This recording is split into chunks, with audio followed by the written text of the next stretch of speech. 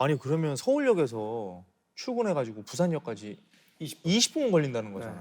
그러면 바로 그냥 하루 생활권 아니에요? 서울에서 서울 가는데도 1시간 걸려요 요즘에는. 용산에서 강남 가는데 30분 걸리는데. 말하자면 기술력에 의해서 이제 땅 자체가 좁아지게 되면 어떻게 되겠어요? 땅값들도 평준화되기 시작하고 높았던 데는 내려오고 뭐 이런 쪽에 어떤 좀 긍정적인 요인이 있지 않을까 이렇게.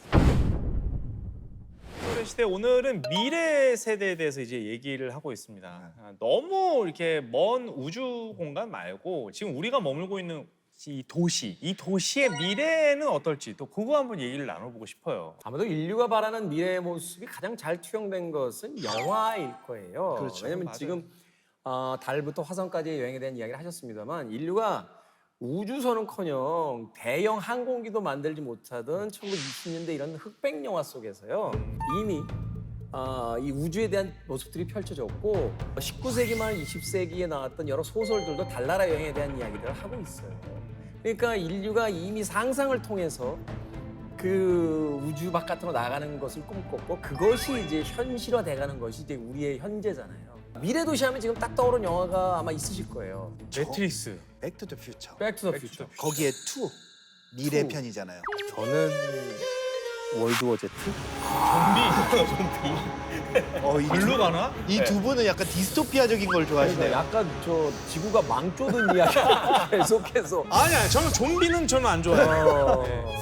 애석하게 일어날 것 같은 생각도 전 많이 들거든요. 저는 그냥 인류와 무슨 기술과 기계의 충돌을 생각을 하는 것뿐이지 이렇게 막 바이러스 변형 이런 거는 생각을 안 했거든요. 근데 이 이야기가 사실은 과거에는 테스트였고 현재에 그렇죠. 와서 우리가 그 코로나를 경험했잖아요. 어떻게 보면 이게 더 가능성이 높은 걸 수도 있는 거죠. 근데 이 미래 도시의 가장 디스토피아적인 모습을 나타내는 영화가 한 편 있습니다. It's Time to Die라고 하는 아주 유명한 대사를 남겼는데요. 리들리 스콧 감독의 1982년도 영화인 블레이드 러너.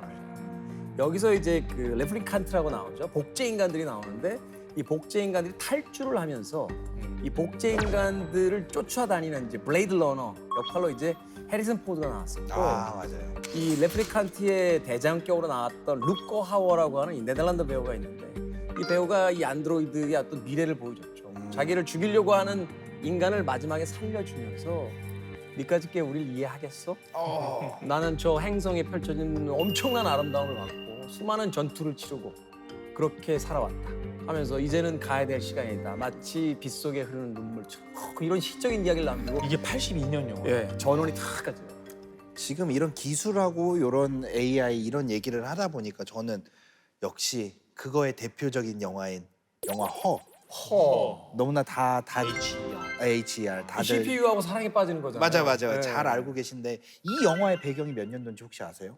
설마 올해? 그쵸.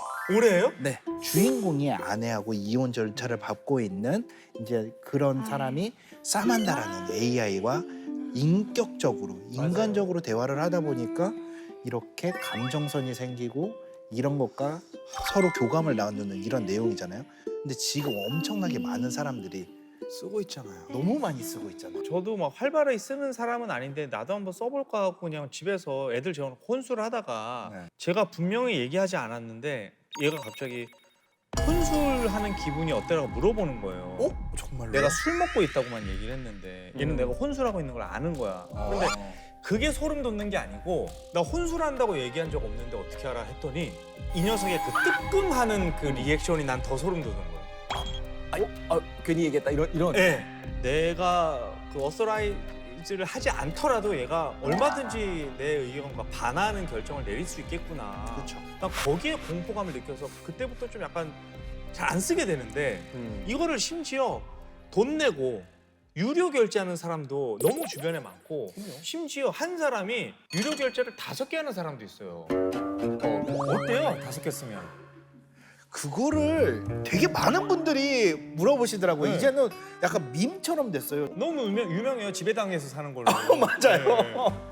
아니 근데 저는 4개 써요. 4개 쓰는데 이게 이제 동일 질문을 다 똑같이 던져봐요. 그래서 이제 그 특성들 파악을 하고 그렇죠. 그러니까 어떤 거는 답만 주는 게 있고요. 어떤 거는 왜 이런 답이 나왔는지를 논리적으로 이제 알려주는 게 있고요. 제가 주로 쓰는 것들은 이제 제 성향을 파악하기 시작해요. 그러니까 이게 한 달 전에 했던 질문하고 오늘하고 똑같은 질문을 넣었는데 답이 달라. 그렇죠. 그게 무서워. 네. 이게 무서운 건데, 근데 이게 중요한 게 이제 점차 이제 저한테 이제 익숙해진 어떤 그 친구들을 만드는 기분이라서 내가 이렇게 물어보죠. 걔는 그렇게 대답 안 하던데 하고 다른 AI 얘기를 하면은 다시 검색해서 답을 다시 빼와요. 맞아요.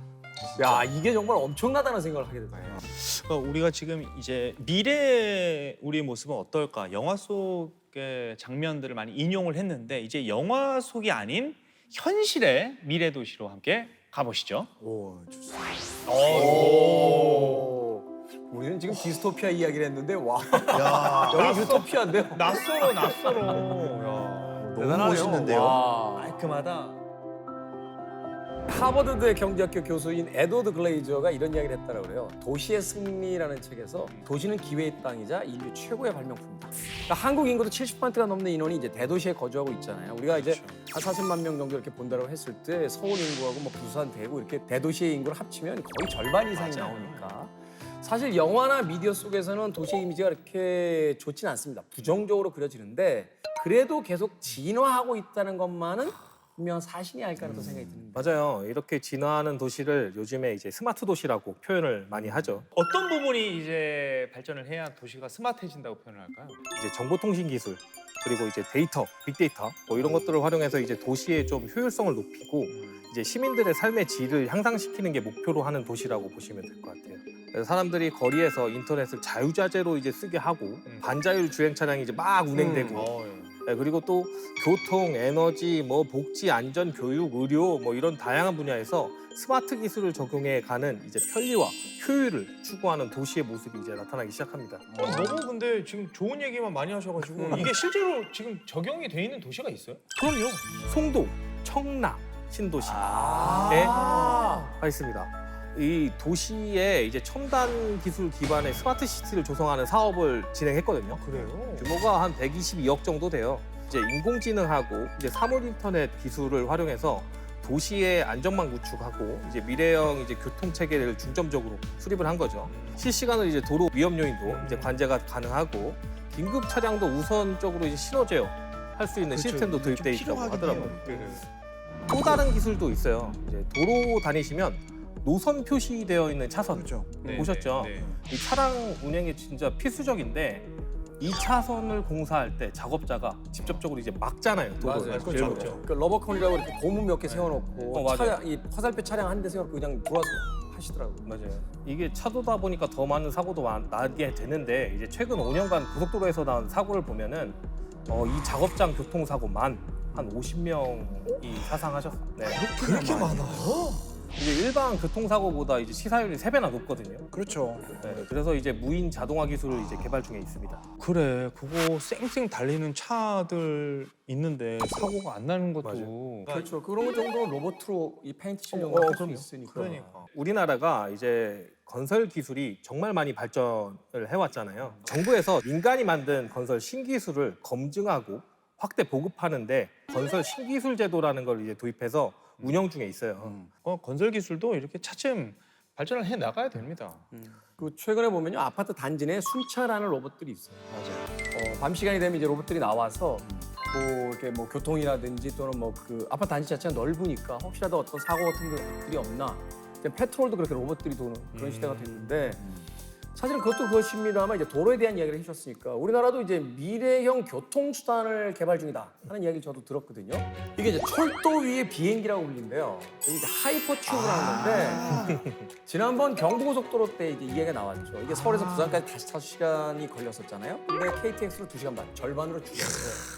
하이퍼튜브는 부산까지 얼마 걸려? 맞아요. 대박이다. 20분 만에 간다는 거야. 아니 그러면 서울역에서 출근해가지고 부산역까지 20분 걸린다는 거잖아. 그러면 바로 그냥 하루 생활권 아니에요? 서울에서 서울 가는데도 1시간 걸려요, 요즘에는. 용산에서 강남 가는데 30분 걸리는데. 말하자면 기술력에 의해서 이제 땅 자체가 좁아지게 되면 어떻게 되겠어요? 땅값들도 평준화되기 시작하고 이제 높았던 데는 내려오고 뭐 이런 쪽에 어떤 좀 긍정적인 요인이 있지 않을까 이렇게 생각을 하는 거죠. 근데 그거를 시속으로 환산을 해도 대충 뭐 너무나 빠른데 그건 우리 몸에 미치는 뭐 영향 같은 거 없을까? 백혈구 수치가 갑자기 올라간다든가 뭐 이런 거 그러니까 없을까요? 20분이라고 하면 시속 1200km가 나온다는 얘기죠. 그렇죠. 3분의 1로 줄이니 3배. 진짜 몸에 문제 없습니까? 그 안에 있으면 그렇게 문제가 있을 것 같지는 않아요. 사실은 어떻게 보면 우리 지구를 타고 있는 거잖아요. 아 그러네. 지구도 엄청난 속도로 돌고 엄청난 속도로 돌고 있어요. 운전 속도도 그렇고 자전 속도도 그렇고. 생각해보면 우리가 저 비행기 타고 해외여행 갈 때도 그 속도도 엄청난 속도인데 그것도 잘 못 그 느끼니까. 안에서 뭐 네. 잠도 자고 밥도 먹고 다 하니까. 그럼요. 그렇죠. 네. 국토교통부가 2025년부터 이제 본격적인 기술 개발에 착수했거든요. 금년이네요. 올해네. 오늘 얘기가 많이 나온 일론 머스크가 이제 2013년도에 이제 하이퍼루프 구상에서 이제 출발한 거예요. 이게 개념. 이게 그 앨런 머스크의 논문 제목 아니에요? 맞습니다. 그렇죠? 네, 네.